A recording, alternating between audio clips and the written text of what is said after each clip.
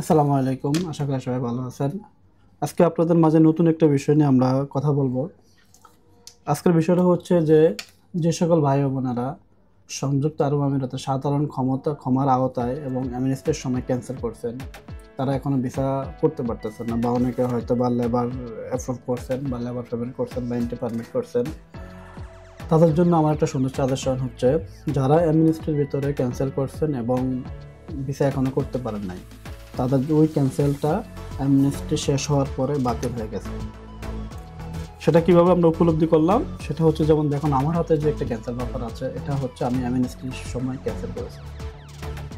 Cancel করার পরে আমি 22শে ফেব্রুয়ারি আমি এন্ট্রি পারমিট আনছি ভিসার জন্য।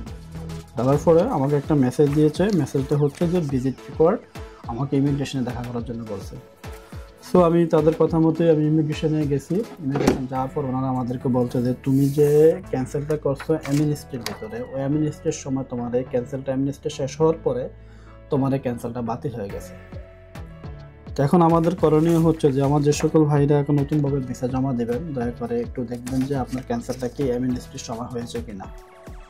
এখানে আর একটা গুরুত্বপূর্ণ কথা আছে, যেই সকল ক্যান্সেল পেপার 3 মাস ওভার হয়ে যাবে, ক্যান্সেল হওয়ার পরে 3 মাস পর্যন্ত আপনি ভিসা করেন নাই, ওই সকল ক্যান্সেল পেপারটা বাতিল হয়ে যাবে, আবার নতুন করে তাকে ক্যান্সেল করতে হবে।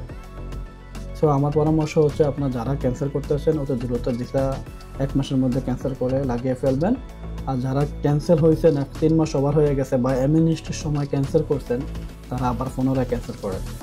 সেক্ষেত্রে যদি আপনার ফাইন আসে তাহলে ফাইন রিডিউস করে ক্যান্সেল করবেন, আর যদি ফাইন না আসে তাহলে আপনার ফাইন ছাড়া ক্যান্সেল করে আবার নতুন একটা পেপার নিয়ে তারপর আপনি ভিসা সাবমিট করবেন। অযথা যদি আপনি ভিসা সাবমিট করেন তাহলে আপনার ভিসা আসবে না, ওটা ভিসা উঠবে না। তো আশা করি বিষয়টা আপনারা বুঝছেন এবং প্রতিনিয়ত আমাদের এই চ্যানেলটা সাবস্ক্রাইব করবেন এবং আমাদেরকে ফলো করবেন। আমরা প্রতিদিন আমরা নতুন নতুন ভিডিও নিয়ে আপনাদের মাঝে হাজির হব ইনশাল্লাহ। ভালো থাকবেন। আশা করি দেখা হবে আবার নতুন এক ভিডিওতে আপনাদের মাঝে ইনশাল্লাহ।